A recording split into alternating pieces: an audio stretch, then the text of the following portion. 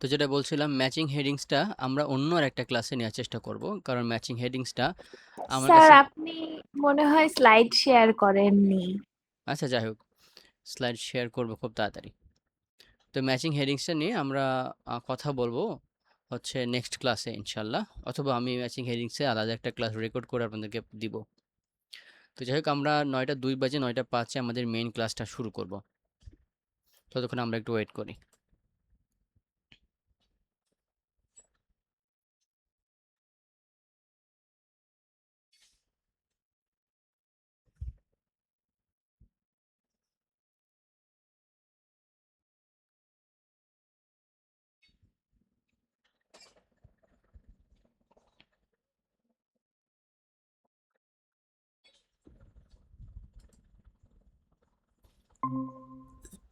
উম,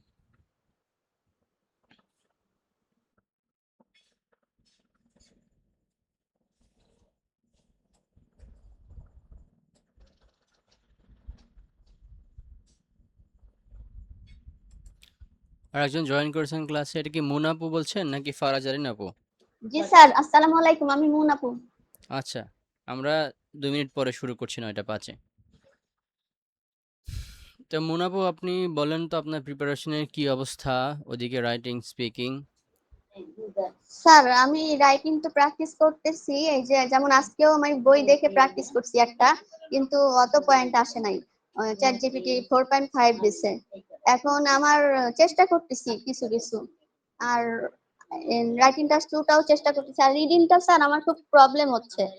মানে ইনোভেটের ওইখান থেকে প্র্যাকটিস করতে গিয়ে মনে হচ্ছে মোবাইল দিয়ে অনেক সমস্যা হচ্ছে, মনে হয় যে আমি কিছুই পারি না, এরকম মনে হচ্ছে। কিছুই পারেন না? আমরা কি যেভাবে হচ্ছে কোশ্চেনগুলো সলভ করছি, ওইটাকে দেখছেন কিভাবে কিওয়ার্ড ধরে ধরে আমরা প্যাসেজ থেকে হচ্ছে উত্তর বের করি, ওটাকে আপনি বুঝতে পারছেন? জি স্যার, ওইটা বুঝতে পারছি। এখন এখানে তো মানে ইনোভেটর ওইটা তো কিওয়ার্ড চুজ করা যায় না, সিস্টেম নাই। ও, মানে আপনি ফোন থেকে মার্ক করতে পারতেছেন না, তাই তো? জি। ফোনে যেহেতু প্র্যাকটিস করবেন, একটু লিমিটেশন থাকবেই। তারপরও আপনি কোশ্চেনটা দেখে ওইখানকার মেইন ওয়ার্ডগুলো মাথায় রাখবেন, আর যখন প্যাসেজ পড়বেন তখন দেখবেন যে ওই একটা বা দুইটা ওয়ার্ড যেখানে ম্যাচ করে সেখান থেকে নেয়ার জন্য। আর একটা জিনিস হচ্ছে, যেহেতু সিকোয়েন্স অনুযায়ী মেনটেন করে, মানে ধরুন যে পার্ট 1-এর 1 নাম্বার কোশ্চেন অ্যান্সারটা হচ্ছে প্রথম দিকে থাকে, বা 7 নাম্বার কোশ্চেন অ্যান্সারটা হয়তো মাঝামাঝি দিকে থাকতে পারে, এরকম সার্চ করলে আশা করি আপনার জন্য সহজ হবে। জি স্যার, আমি 2 দিন ধরে প্র্যাকটিস করতেছি, আন্দাজে আন্দাজে ট্রু ফলস নট গিভেন, মানে রাইট, মানে করতেছি 4টা হয় 5টা হয় এরকম। প্রথম দিকেরগুলো মোটামুটি সহজ থাকে, এই জন্য প্রথম দিকেরগুলো ইনশাল্লাহ ভালো করার চেষ্টা করবেন, কারণ লাস্টের দিকগুলো এমনিতেই কঠিন থাকে। জি স্যার। যাই হোক, তো আজকে জাস্ট 2টা কোশ্চেন টাইপ দেখানোর চেষ্টা করব। একটা হচ্ছে আপনার ম্যাচিং নেম, আর একটা হচ্ছে আপনার ম্যাচিং এন্ডিংস বা সেন্টেন্স এন্ডিংস যেটা। আশা করি আমার স্লাইডটা দেখা যাচ্ছে।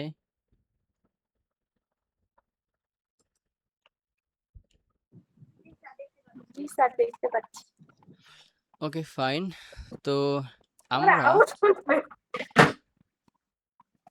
দেখ আমি ক্লাসের মধ্যে কি অকাম করছি। আপনি কাইন্ডলি মিউট করুন রুষা সামিন সাদিয়া। ওকে, তো এখানে 19 থেকে 23 পর্যন্ত হচ্ছে আমাদের ম্যাচিং নেম। আমি হয়তো আপনাদেরকে প্রথম ক্লাসে দেখাইছিলাম যে প্রত্যেকটা কোশ্চেন কীরকম হইতে পারে।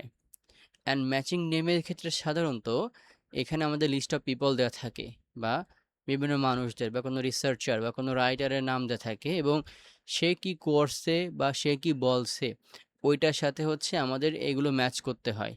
ঠিক আছে, এখানে দেখেন ABC দিয়ে 3 জনের নাম আছে, এবং এই যে দেখেন 19 20 21 23 পর্যন্ত এখানে যে স্টেটমেন্ট দেওয়া আছে বা তথ্য দেওয়া আছে, তো এই তথ্যটা কার সাথে যাচ্ছে? এ হইলে এখানে ওই যে ম্যাট ইলিওয়েট, বি হইলে কারেন রাসেল, সি হইলে হচ্ছে পিটার বাউন। ওকে, তো এইভাবে হচ্ছে আমাদের মিলাইতে হবে যে কোন মানুষটা সাথে কোন তথ্যটা যাচ্ছে। সে হয়তো এই জিনিসটা বলছে, মোস্ট অফ দ্য টাইম তার এই জিনিসটা বলে। আবার হচ্ছে সে হয়তো এই জিনিসটা করছে, সে এই জিনিসটা আবিষ্কার করছে। তো এরকম হচ্ছে মেইনলি থাকে আপনার। অ্যান্ড এখানে আমাদেরকে জাস্ট হচ্ছে অপশনটা যদি আমরা এখানে বি দেই, বিতে কে আছে এখন? কারেন রাসেল। মানে কারেন রাসেল হচ্ছে আপনার এই জিনিসটা বলছে। ওকে, তাদের স্টেটমেন্ট হচ্ছে এইটা। যাই হোক, তো আমি যেটা বলছিলাম এটা হচ্ছে আপনার পার্ট 2 সম্ভবত, এবং এগুলো হচ্ছে আপনার সিকোয়েন্স মেনটেন করে আসে। সিকোয়েন্স কীরকম? পার্ট 2 শুরু হচ্ছে আপনার 14 নম্বর কোশ্চেন থেকে, এবং প্যাসেজ হচ্ছে মূলত এখান থেকে শুরু। তো 14 নম্বর কোশ্চেনটা সাধারণত হচ্ছে থাকে আপনার প্রথম থেকে। ওকে, তবে এখানে যেহেতু আমাদেরকে ম্যাচ করাতে হবে, তো ম্যাচিংয়ের জন্য আমরা মেইনলি হচ্ছে এই নামগুলোর দিকে খেয়াল করব যে তিনি এটা বলছেন কিনা, এবং আমাদের এই যে স্টেটমেন্টের মধ্যে কিছু মেজর কিওয়ার্ড যেগুলো সাধারণত আপনার হচ্ছে কি হয় না, চেঞ্জ হয় না বা সেম থাকে, সেগুলো নিয়ে হচ্ছে আমরা লেখার বা দেখার চেষ্টা করব। তো আমরা 19 নাম্বার কোশ্চেনটা দেখার চেষ্টা করি। এখানে স্টেটমেন্টটা কি আছে? If a tree gets infected with Dutch elm disease, the damage rapidly become visible. এখানে ট্রি ধরি আমরা একটা কিওয়ার্ড, ইনফেক্টেড মানে হচ্ছে আপনার রোগে আক্রান্ত হওয়া, এন্ড একটা রোগের নাম আছে Dutch elm disease. Okay, damage rapidly become visible. Rapidly মোটামুটি একটা ইম্পর্ট্যান্ট, অ্যান্ড ভিজিবলও বলতে পারি। মানে এখানে যদি আমরা সহজে বলি যে এই রোগটা যখন কোনো গাছের হয় তখন দ্রুত হচ্ছে ওইটা দেখা যায়, ভিজিবল হয়, বা রোগাক্রান্ত অবস্থাটা বাইরে প্রকাশ পায়। তো এই কথাটা আসলে এখানে কে বলছে? এখানে Matt Elliot, Karen Russell, Peter Bon, অনেকে থাকতে পারে। তো আমি যেটা বললাম এখানে হচ্ছে আপনার কি করে, এই যে 14 থেকে শুরু হয়েছে এগুলো সিকোয়েন্স মেনটেন করে সাধারণত হচ্ছে আপনার কোশ্চেনটা থাকে। তো আপনি যখন এই 14 থেকে 18 আগে সলভ করে আসবেন, তারপর তো আপনি 19-এ যাবেন, তাই না? তো সলভ করতে আসতে গিয়ে আপনার এখান থেকে প্যারাগ্রাফগুলো অনেকটা পড়া হয়ে যাবে। তো সেই ক্ষেত্রে আপনি যখন এই কোশ্চেনটা দেখবেন তখন আপনার মাথায় আসবে, তো আমি তো একটু আগে এগুলো সলভ করছি, এখান থেকে 3-4টা প্যারাগ্রাফ দিয়ে এগুলো আমি অ্যান্সার পেয়ে গেছি। তো হয়তো আমি দেখলাম যে এই তার সম্পর্কে বা এই এখানকার এই যে রোগাক্রান্ত রোগাক্রান্ত হইলে যে ড্যামেজটা ভিজিবল হয় এই জিনিসটা দেখায় না আগে। ওকে, তো আপনি তখন ইজিলি বুঝে যেতে পারবেন। যাই হোক, তো আমাদেরকে এখন দেখতে হবে যে এই কথাটা কোথায় আসছে, এবং এখানে আমরা কিছু কিওয়ার্ড হচ্ছে মার্ক করার চেষ্টা করছি। তো যেহেতু আমরা এগুলো ধরেন যে আমরা আগে সলভ করে আসছি, আমরা বুঝতে পারতেছি যে এই প্রথম থেকে এই প্যারাগ্রাফের মধ্যে জিনিসটা নাই। মুনাফাকে কথাটা বুঝতে পারতেছেন? এটা হচ্ছে আপনার সিকোয়েন্স মেনটেন করে আসে, মানে প্রথম থেকের কোশ্চেনগুলো প্রথম দিকের প্যারাগ্রাফগুলোতে থাকে। ওকে, তো আমরা একটু দেখার চেষ্টা করব যে এই ডাচ এলম ডিজিজ আছে কোথায়, ট্রি আছে কোথায়, র্যাপিডলি ভিজিবল এই কথাগুলো আছে কোথায়। আমরা একটু প্রথম থেকে তবু দেখার চেষ্টা করব। এই দেখেন ডাচ এলম ডিজিজকে ওরা হচ্ছে সংক্ষেপে এলম ডিজিজও বলতে পারে। ওকে, আমরা একটু কিওয়ার্ড দেখার চেষ্টা করি। ডিফিকাল্ট, এখানে একটা কথা বলছে, impact of disease is difficult to picture if you hadn't seen what was there before. মানে এই যে ইম্প্যাক্টটা, এটা দেখা হচ্ছে অনেকটা হচ্ছে ডিফিকাল্ট, কঠিন, কিন্তু এখানে সেরকম কিছু বলা নাই যে আপনার এইটা যখন রোগটা হয় তখন জিনিসটা খুব দ্রুত দেখা যায়, এরকম কিছু বলা নাই। দেখুন এইটা কিন্তু, এই তথ্যগুলো কিন্তু ট্রু ফলস নট গিভেন নাই, তথ্যগুলো আছে এর মধ্যে। তবে আমাদের জাস্ট খুঁজে বের করতে হবে তথ্যটা কে বলছে, এই কথাটা কে বলছে এইটার দিকে। যাই হোক,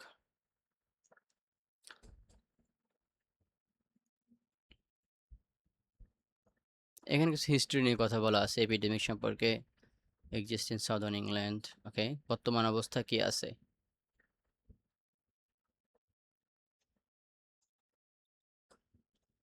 ওকে, এখানে আমরা সেরকম কিছু পাচ্ছি না, আক্রান্ত হওয়ার পর কি হয়।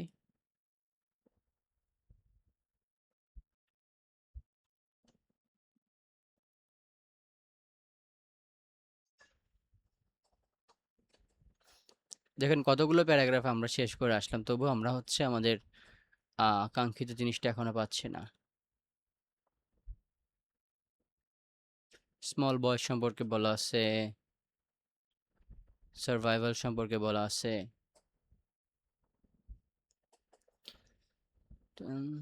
ট্রি সম্পর্কে এখানে কিছু বলা আছে সম্ভবত, either resistant to or tolerate disease have been bred, এখানেও stand. Effects are very quick, এই দেখেন এই জিনিসটা আছে, the effects are very quick says Russell. তাহলে এইটার ইফেক্টটা হচ্ছে ভেরি কুইক, খুব দ্রুত হয়। যাই হোক আমরা একটু দেখার চেষ্টা করি। You return in 4 or 6 weeks and trees that are resistant show no symptoms, whereas those that are susceptible show leaf loss and may even have died completely. তো এইখানে এই স্টেটমেন্টটা বা এই তথ্যটা কি বলছে যে ইফেক্টটা হচ্ছে খুব কুইক হয়, এটা রাসেল বলছে। রাসেল মানে হচ্ছে এই কারেন্ট রাসেল, ওকে। আবার দেখেন এই কথাটা কি বলছে, you return in 4 or 6 weeks and trees that are resistant show no symptoms, মানে যারা সবল গাছগুলো বা যারা রোগ প্রতিরোধ ক্ষমতাদার যে গাছগুলো, রেজিস্ট্যান্ট যে গাছগুলো, সেগুলো কোনো সিমটম দেখাবে না বা সেগুলো যে রোগাক্রান্ত হয়েছে এরকম কিছু তারা দেখাবে না। ওয়ারাস কখন আমরা ব্যবহার করছি, ওয়ারাস মানে মোটামুটি একই জিনিসের তুলনা বা বিপরীত দিক বলতে গেলে। Those that are susceptible show leaf loss and may even have died completely. তাহলে হচ্ছে যারা সাসপেক্টেবল, যারা রোগাক্রান্ত হয়েছে বলে মনে করা হয়, তাদের হচ্ছে লিফ লস মানে পাতা পড়ে যায় এবং ডায়েট কমপ্লিটলি, কেউ কেউ হচ্ছে কমপ্লিটলি মারা যায়। তো এইখান থেকে আমরা বুঝতে পারতেছি যে এইটা ড্যামেজটা র্যাপিডলি বিকাম ভিজিবল হয়, মানে দ্রুত ভিজিবল হয়। জাস্ট এই ছোট জিনিসটা দেখে আমরা বুঝতে পারছি যে ইফেক্টস আর হচ্ছে ভেরি কুইক, জাস্ট এইটুক থেকে আমরা এই তথ্যটা নিতে পারতেছি। এবং এটা বলছে কি, সেস রাসেল আমাদের কত number option, B option. B এখানে মার্ক করা আছে, আন্দাজের মধ্যে হয়ে গেছে। যাই হোক, তো 20 নাম্বার কি বলছে, it may be better to wait and see if mature elms that have survived continue to flourish. May be better to wait দিলাম আমরা, সি ইফ ম্যাচুর এলমস আমরা হচ্ছে মার্ক করার চেষ্টা করি, সার্ভাইভ একটা গুরুত্বপূর্ণ, কন্টিনিউ টু ফ্লোরিশ। তো এখন আমরা দেখব যে এই যে কি বলছে, it may better to wait and see if mature elms have survived continue flourish, মানে কিছু কিছু গাছ হয়তো আপনার এই রোগাক্রান্ত হওয়ার পরে বা রোগাক্রান্ত হওয়ার ওই মুহূর্তেও সার্ভাইভ করছে, মানে তারা বেঁচে গেছে, রেজিস্ট্যান্ট থাকছে, এরকম কিছু একটা। তো এইটা সম্পর্কে কোন প্যারাগ্রাফে বা কার মতামত রয়েছে, এটা আমাদের এখন আমাদেরকে একটু দেখতে হবে। তো যেহেতু আমরা আগে পড়ে আসছি, আমরা হয়তো বুঝে গেছি যে এইটা সম্পর্কে আগে নাই, আমরা নেক্সটটা দেখার চেষ্টা করি এখন। ওকে,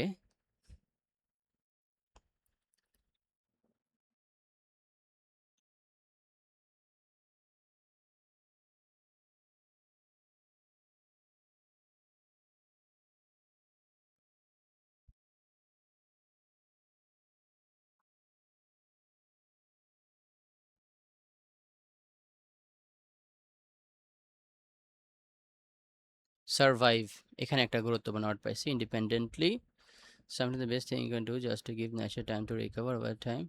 আচ্ছা, সার্ভাইভ থেকে আমরা এখানে একটা জিনিস পাইছি, আমরা এই কিওয়ার্ডটা এখানে ফোকাস করার চেষ্টা করি।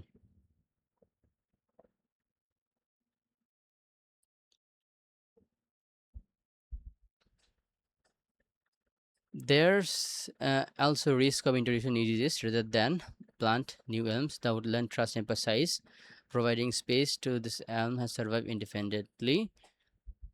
But sometimes the best thing you can do just give nature time to recover time, and you might get resistant and survive মোটামুটি একই জিনিস আমরা এখানে দেখতে পাচ্ছি। তো আমরা এখান থেকে এই জিনিসটা মার্ক করার চেষ্টা করি।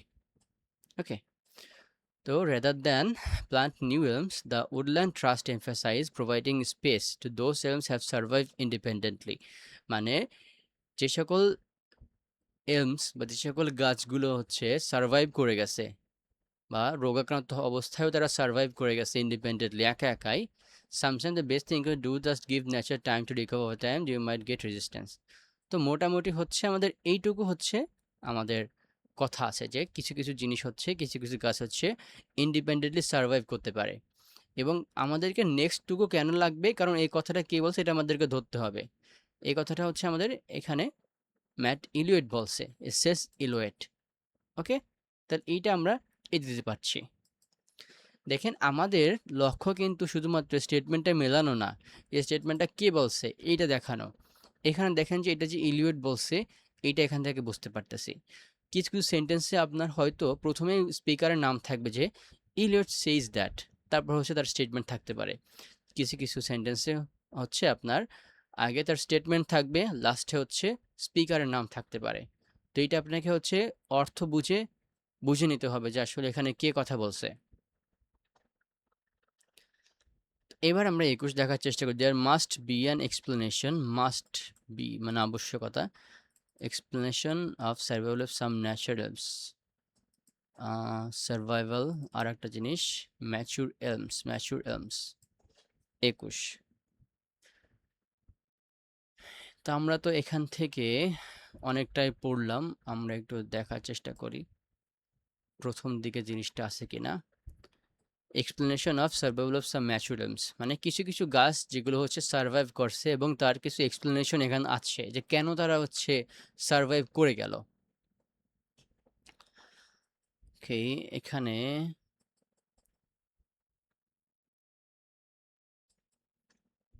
ডিজিজ সম্পর্কে বলা আছে ফাঙ্গাস। ওকে, সার্ভাইভ সম্পর্কে সেরকম কিছু আমরা পাচ্ছি না এখনো।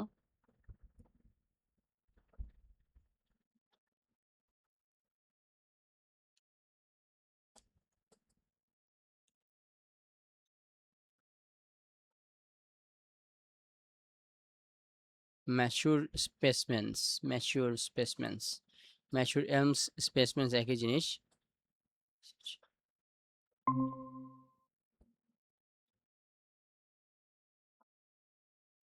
যাই হোক, সার্ভাইভ এখানে আমরা পাচ্ছি, এখানে মানে এই প্যারাগ্রাফে এই টাইপের তথ্য বেশি আছে। Survive the work of the stood when millions of the succumbed, মানে অনেক গাছ মারা যাওয়ার পরে কিছু কিছু হচ্ছে সার্ভাইভ করছে, তাদের সম্পর্কে এখানে বলা আছে। Number of mature survive is relatively small, যদিও তাদের সংখ্যা হচ্ছে খুব কম, রিলেটিভলি স্মল। এই যে what are the reasons for survival, ask Russell, avoidance, tolerance, resistance, we don't know where's the balance lies between three, I don't see. Okay, তো এইখান থেকে সম্ভবত আমাদের এক্সপ্লেনেশনটা আসতেছে যে what are the reasons for their survival. উপরে আলোচনা করছে যে অনেক গাছের মধ্যে কিছু কিছু গাছ হচ্ছে আপনার সার্ভাইভ করতেছে। তো এখানে what are the reasons for the survival, তারা কেন সার্ভাইভ করতেছে, এবং অ্যাভয়েডেন্স, টলারেন্স, রেজিস্ট্যান্স। এখন এই প্রশ্নটা কিন্তু আপনার রাসেল নিজে করতেছে যে এগুলোর মধ্যে হয়তো কোনো একটা, মানে এইটা আমাদের একটা এক্সপ্লেনেশন মধ্যে আসতেছে, এটা কিন্তু আমাদেরকে প্রশ্ন করতেছে না, এটা তার statement. Okay, we don't know where the balance lies between three there, I don't see how it can entirely down to luck. Okay, just এই দেখেন এইটুকের মধ্যে থেকেই আমাদের তথ্যটা আসতেছে। জিনিসটা একটু ট্রিকি মনে হইতে পারে, একটু কঠিন মনে হইতে পারে, কিন্তু আমরা যদি এই প্যাসেজটা পড়ি এখানে বিশেষ করে এই অংশটুকু আপনার হচ্ছে কিছু কিছু গাছ যে সার্ভাইভ করে এটা সম্পর্কে তথ্য দেওয়া আছে, এবং এই জায়গাতে নিজেকে কোশ্চেন করার মাধ্যমে এবং নিজে অ্যান্সার করার মাধ্যমে তাদের যে সার্ভাইভার এইটার এক্সপ্লেনেশন দেওয়া আছে যে অ্যাভয়েডেন্স, টলারেন্স, রেজিস্ট্যান্স, এগুলোর কারণ হচ্ছে এইটা হচ্ছে আপনার সার্ভাইভ করে। এবং এইটা কে বলছে? আস্ক রাসেল, রাসেল হচ্ছে আপনার এই জিনিসটা বলছে। তাহলে আমাদের এখানে অ্যান্সার হচ্ছে বি।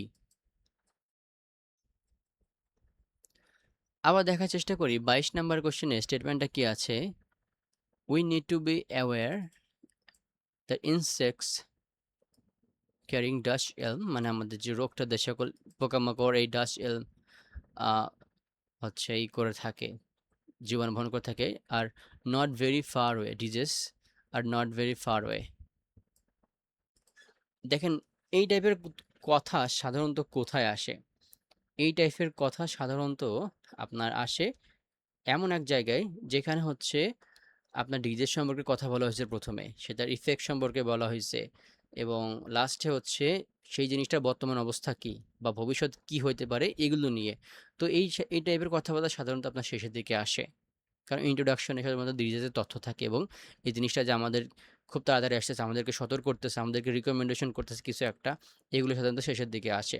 তারপরও আমরা একটু চোখ বুলাই নেব, বা আমরা যখন আগের কোশ্চেনগুলো সলভ করব তখন আমরা বুঝে নেব যে আসলে আমাদের আগের পড়ার মধ্যে এই জিনিসটা নাই। তো তো আমরা 22 নাম্বারটা একটু দেখার চেষ্টা করি। সির মধ্যে আমরা হচ্ছে ডিজিজে ফার হয়ে এটা আমরা পাইনি। আমরা ডি দেখার চেষ্টা করি। Centuries, okay, Britain, use.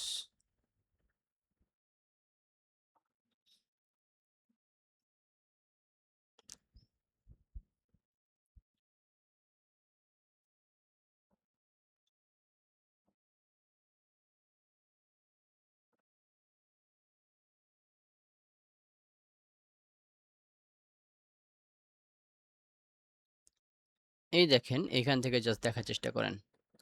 However, the situation is precarious. The beetles can just march in if we are not careful, as the threat is right on our doorstep, says Bourne. তো এখানে বলছে কি যে এই রোগটা যদি আমরা এখন কেয়ারফুল সচেতন না হই তাহলে মার্চিন মানে আমাদের দিকে ধেয়ে আসতে পারে। Okay, threat is right on our doorstep, মানে হুমকিটা হচ্ছে আমাদের দরজার সামনে, মানে খুব কাছাকাছি। ওকে, এইটা হচ্ছে আমাদের মেইন স্টেটমেন্ট, যাতে আমরা এখন সতর্ক না হই। অ্যাওয়্যার আর কেয়ারফুল মোটামুটি একই জিনিস, জাস্ট সিম্পলি প্যারাফ্রাইজ করছে। ওকে, অ্যান্ড হচ্ছে নট ভেরি ফার ওয়ে, এটাই বলা হয়েছে। এবং যে ইনসেক্টসের কথা বলা হয়েছে, ইনসেক্টটা হচ্ছে আপনার এই যে বিটলস। ক্লিয়ার? তো এটা কে বলছে? বোর্ন। বোর্ন কে? Peter Bourne. এটা আমাদের সি হচ্ছে আমাদের অ্যান্সারটা। তো আমরা এখন 23 নাম্বারটা দেখার চেষ্টা করি।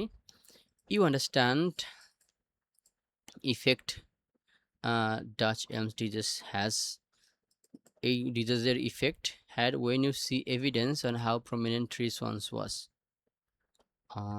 এভিডেন্স একটা নিলাম, প্রমিনেন্ট ট্রি ওয়ান্স মানে গাছের আগের অবস্থা কীরকম ছিল এটা সম্পর্কে দেখানো আছে। মানে ব্যাপারটা হচ্ছে এই রোগের যে কনসিকুয়েন্স, এই রোগের ফলে যা হয়, এভিডেন্স প্রমাণ, এটা দেখতে হলে আমাদের আগে গাছের আগের অবস্থা কী ছিল সেটার সাথে তুলনা করতে হবে, যে গাছটা আগে অবস্থায় ছিল এবং বর্তমান রোগাক্রান্ত হওয়ার পরে এই অবস্থায় আছে, এই কম্পেয়ারটা আমাদেরকে করতে হবে। তাহলে হচ্ছে মেইনলি আমরা বুঝতে পারবো যে এই ডিজিজটা আসলে কতটুকু ক্ষতি করছে। এই টাইপের জিনিসগুলো মেইনলি আমাদের এখানে বলা হয়েছে। খুব সম্ভবত এইটা আমরা প্রথম দিকে পড়ে আসছিলাম, কারণ হচ্ছে যখন কোনো রোগকে ইন্ট্রোডিউস করা হয় প্রথমে, তখন হচ্ছে ভালো দিকগুলো মানে যার উপর আক্রান্ত হয়, যাকে আক্রান্ত করা হয় তার আগের ভালো দিকটা বলা হয়ে থাকে, যে সুস্থ অবস্থা সে কীরকম ছিল। যাই হোক, প্যারায় থেকে আবার চেষ্টা করি। ওকে,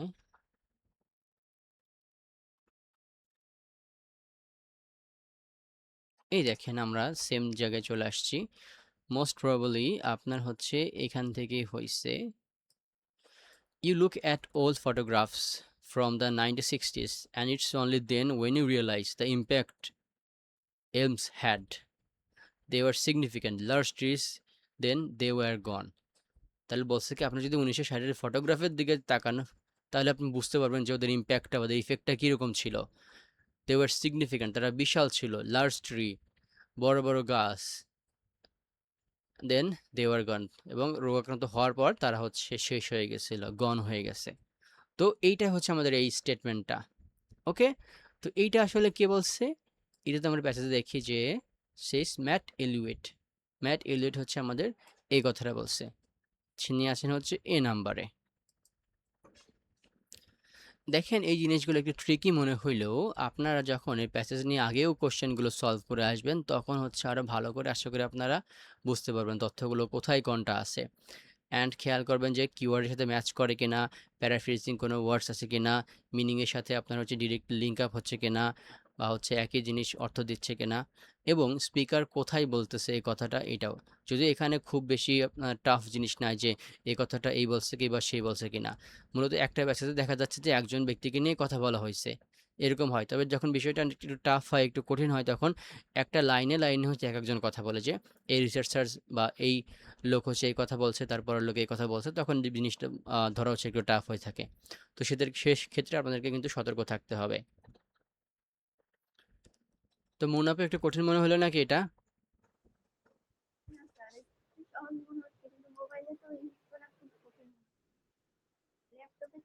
মনে হয়তো শুনতে পাচ্ছেন না।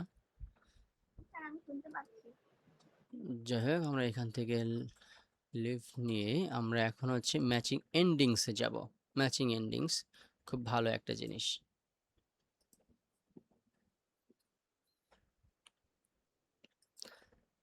Matching endings.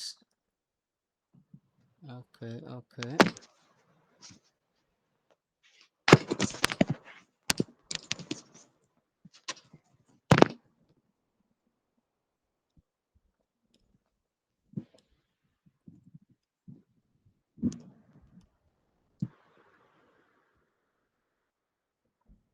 এটা তো আমাদের পার্সন হয়ে গেল, সম্ভবত পার্ট 3-তে 4-এ আছে।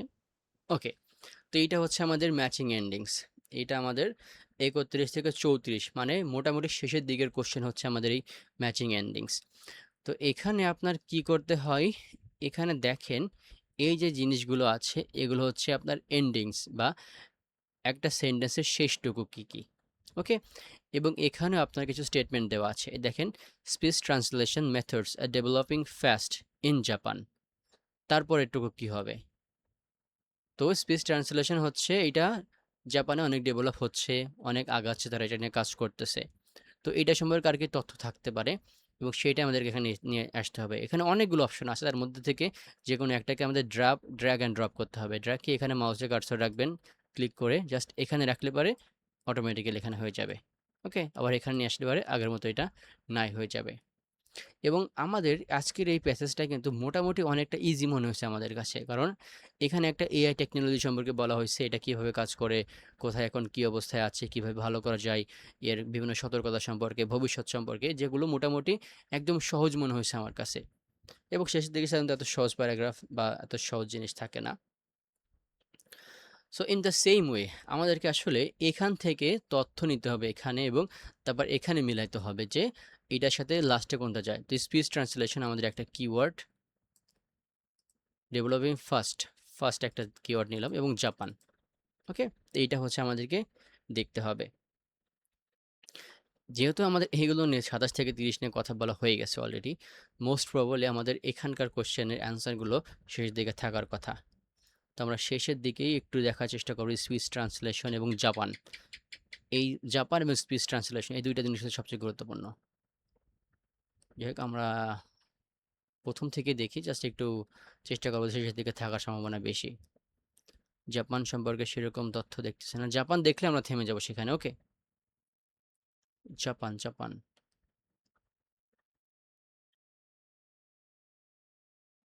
speaker, a speaker needs to have decided pilots find it. Okay,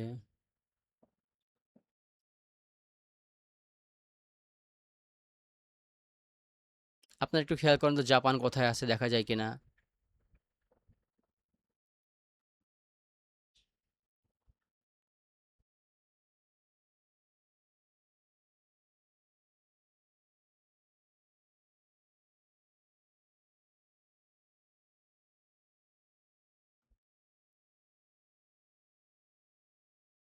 যাই হোক, আমি নিজে খুঁজে বের করার চেষ্টা করি। ওয়েল বে ভয়েস ট্রান্সলেশন স্পিচ ট্রান্সলেশন একদম একই জিনিস, অ্যান্ড দিস ইজ জাপান। ওকে, আমরা পেয়ে গেছি এখানে। তো এখানে কথা বলছে স্পিচ ট্রান্সলেশন মেথড হচ্ছে জাপানে ডেভেলপ হয়েছে, এবং সাথে আরও কিছু তথ্য আছে, মানে লাস্টে তথ্য আছে, সেটা হচ্ছে আমাদের এখান থেকে মেক আপ করতে হবে। তবে আমাদেরকে আগে এখান থেকে তথ্য নিতে হবে।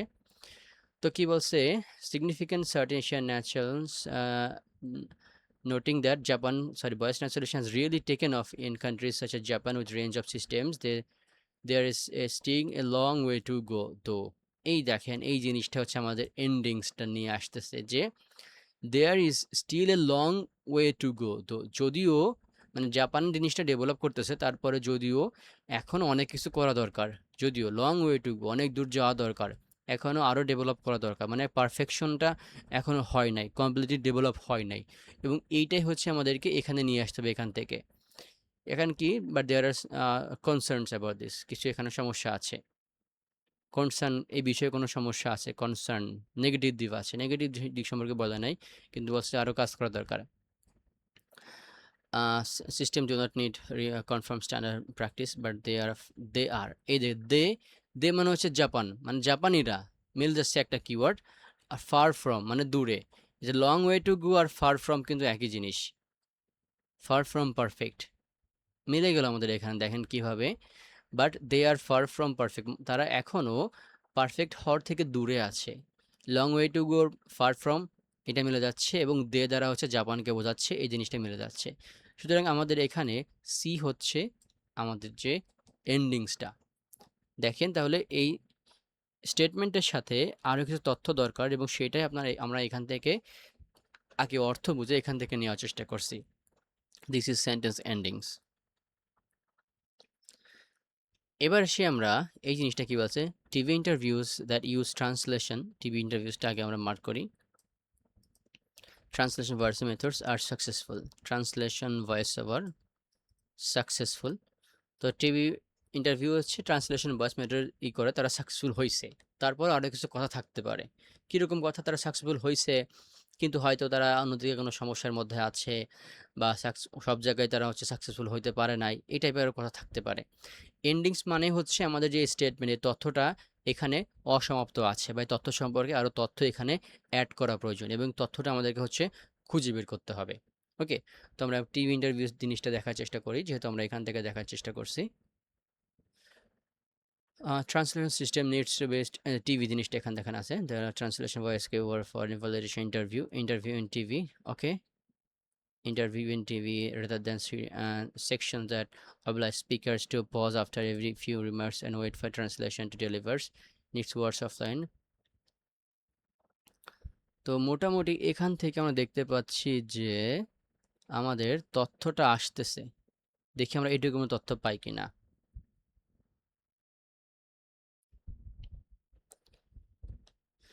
A translation system needs to be stimulateness, like translator voice speaking over foreign politician being interviewed on TV rather than in section that oblige speakers to pause after every few remarks and wait for the translation to delivered. তো এখানে কি বলছে, translation সিস্টেমটা হচ্ছে এরকম হইতে হবে যে অটোমেটিক্যালি খুব দ্রুত কাজ করবে, এবং কিছু কিছু জায়গায় যখন কথা বলা হয়, বিশেষ করে ধরেন যে আমি জাপানে গেলাম, জাপানের কোনো একটা কনফারেন্সে আমি বসলাম, তো একজন প্রফেসর কথা বলছে জাপানিজ ল্যাঙ্গুয়েজে, তো সেই কথাটা যদি তিনি বলার সাথে সাথে আমার কানে বাংলাতে চলে আসে বা ইংলিশে চলে আসে, তাহলে আমি জিনিসটা বুঝতে ভালো হয়। কিন্তু যদি এরকম হয় তিনি আগে কথাটা বললেন, তারপর হচ্ছে ট্রান্সলেশন হওয়ার 5 থেকে 10 সেকেন্ড পর আমি শুনতে পেলাম, তখন কিন্তু শোনা জিনিসটা অতটা ভালো মনে হয় না। তো এখানে বলছে যে টিভি ইন্টারভিউটা সাকসেসফুল কেন হয়েছে, কারণ তাদের ট্রান্সলেশনটা হচ্ছে ইমিডিয়েটলি হয়েছে, হ্যাঁ, স্টিমুলেটিভনেস হয়েছে এখানে, এবং তারা এই জিনিসটা করতে পারছে যে আপনার কথা বলার সাথে সাথেই এই জিনিসটা তারা শুনতে পারছে। ওকে, তো টিভি ইন্টারভিউরা আপনার কেন সাকসেসফুল হয়েছে, বিকজ ট্রান্সলেশন ইজ ইমিডিয়েট, কারণ ট্রান্সলেশনটা ইমিডিয়েটলি করা হয়েছে। আবার দেখি future translation system future translation মানে ভবিষ্যৎ ট্রান্সলেশন সিস্টেম সম্পর্কে কি বলছে, শুড অ্যাড্রেস পিপল অ্যাপ্রোপ্রিয়েটলি, মানে ভবিষ্যতের ট্রান্সলেশন সিস্টেম এটা হচ্ছে মানুষদেরকে অ্যাপ্রোপ্রিয়েটলি বা সঠিকভাবে অ্যাড্রেস করতে হবে, বা তাদেরকে খুঁজে নিতে হবে, বা কে কোন মানুষটা কথা বলতেছে এটা তারা যেন বুঝতে পারে, এটা হচ্ছে করতে হবে। ওকে, এবং আরও কিছু তথ্য এখানে বাদ আছে, আর কি তথ্য আছে আমরা ফিউচার ট্রান্সলেশন গেলে আশা করি আমরা এখান থেকে পেয়ে যাব। এরকম আমরা পড়লাম।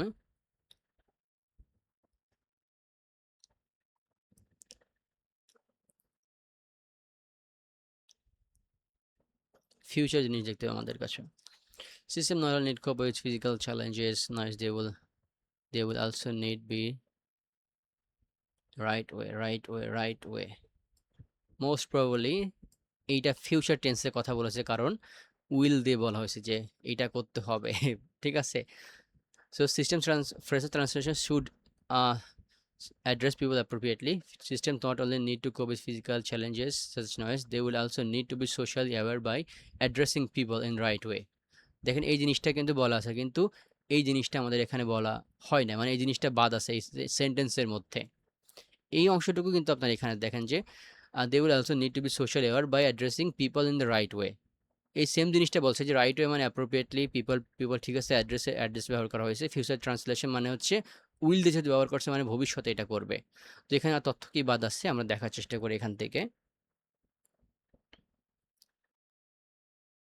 Systems not only need to cope with physical challenge such as noise, they will also be social, addressing people, so some cultural tradition demand solemn respect occurring. For example, it's politely respect, etiquette, sensitive, artificial translation. Okay, no culturals. Okay, দেখেন তো নয়েজের কথা যেহেতু বলা হয়েছে পাশাপাশি হচ্ছে আরও কি কি দরকার হচ্ছে some culture tradition demand solemn respect for academic standards for example it's only polite respect this etiquette. তো এগুলো দ্বারা জাস্ট বুঝতে পারতেছি যে তারা যে মানুষদেরকে চিনবে এটাও এরকম জিনিস না, এবং মানুষের ইটিকুয়েট ব্যবহার, রেসপেক্ট, একাডেমিক স্ট্যাটাস, এই সমস্ত কালচারাল এগুলো ব্যাপার নিয়ে তাদেরকে হচ্ছে কনসার্ন থাকতে হবে বা এগুলো তাদেরকে খেয়াল রাখতে হবে। অ্যান্ড এই জিনিসটা বা এই পাশাপাশি তথ্যটা মিলে আপনার হচ্ছে এইটা সবচেয়ে বেশি ম্যাচ করতেছে যে and have an awareness of good manners, যে তারা মানুষদেরকে চিহ্নিত করবে এবং তাদের ম্যানার সম্পর্কে বা তাদের যে মতামত সম্পর্কে এগুলো সম্পর্কে হচ্ছে অ্যাওয়ার থাকতে হবে। ইউজার্স মানে যারা ইউজ করবে may be able to maintain the local customs, local custom এই জিনিসটা খেয়াল রাখেন, মেনটেন করা মানে ধরে রাখা, লোকাল কাস্টমকে ধরে রাখতে পারে ইউজাররা, এবং আরও কিছু তথ্য আছে এখানে। তো আমরা দেখার চেষ্টা করবো এখানে দে মাইট হেল্প লোকাল কাস্টম, এই দেখেন লোকাল কাস্টম এখানে আমরা আগেই পেয়ে গেলাম। showing the spread of habits associated with international English such as readiness to get first name term।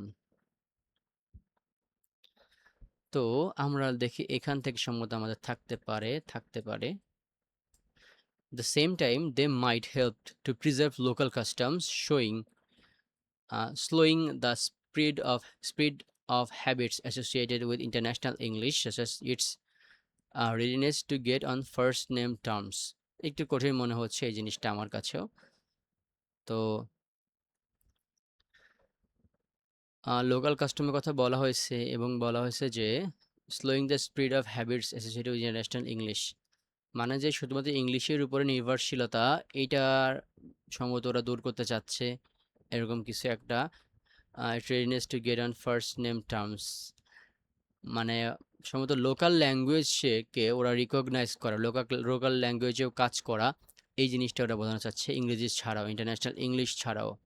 কারণ ট্রান্সলেশনটা আমার তখন প্রয়োজন হয় যখন আমরা হচ্ছে কোনো কালচারাল বা হচ্ছে দেশীয় কোনো একটা ভাষা সম্পর্কে আমরা হচ্ছে ট্রান্সলেট করতে চাচ্ছি।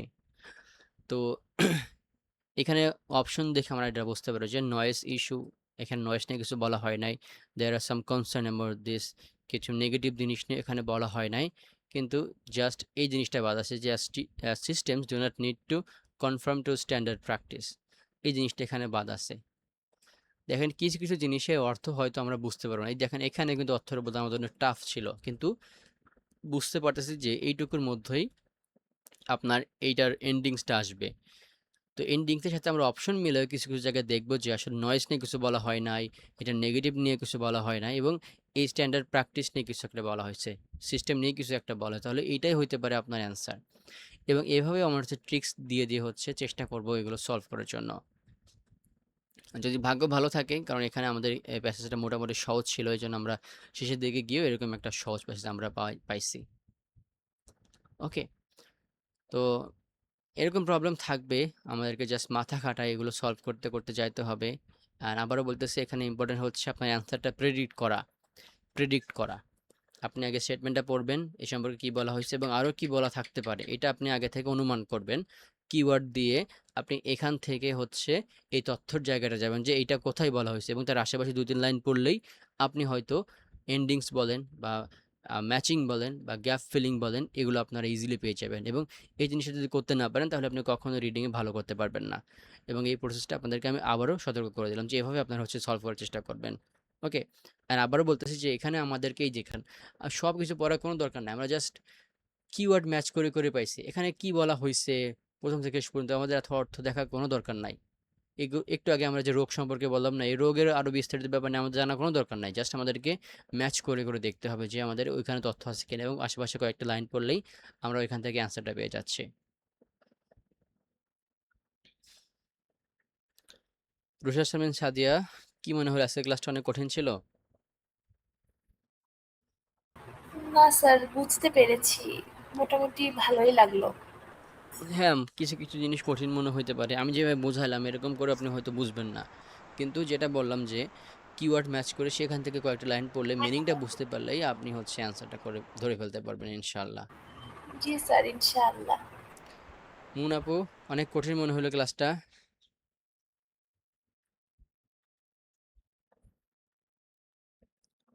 আচ্ছা যাই হোক, তো প্রথমে ক্লাসে বলছিলাম যে ম্যাচিং হেডিংস নিয়ে একটু বিস্তারিত আপনাদেরকে আমি ক্লাস দেওয়ার চেষ্টা করব, সেটা রেকর্ডেড হোক অথবা লাইভ ক্লাসে হোক না কেন। অ্যান্ড আপনাদের জন্য এখন থেকে জাস্ট প্র্যাকটিস করতে হবে রিডিংয়ের। যদি আপনাদের পড়ার কোনো প্র্যাকটিস না থাকে আগে থেকে, আমি যে এসেগুলো দিছি, যে আপনার রূপকথার গল্পগুলো দিছি, সেগুলো রেগুলার পড়লেন। আগে হচ্ছে অর্থ বুঝে পড়ার প্র্যাকটিসটা করেন, তারপর হচ্ছে এখানে যান। এবং আপনাদেরকে হচ্ছে ওভারঅল সব এ টু জেড অর্থ জানা লাগবে না, কিওয়ার্ড অনুযায়ী আপনাদেরকে হচ্ছে আশেপাশের কয়েকটা লাইন পড়লেই হয়ে যাবে আশা করি। তো আজকের ক্লাস এই পর্যন্ত। সবাই ভালো থাকবেন, সুস্থ থাকবেন, সবার জন্য অনেক শুভকামনা। আসসালামু আলাইকুম।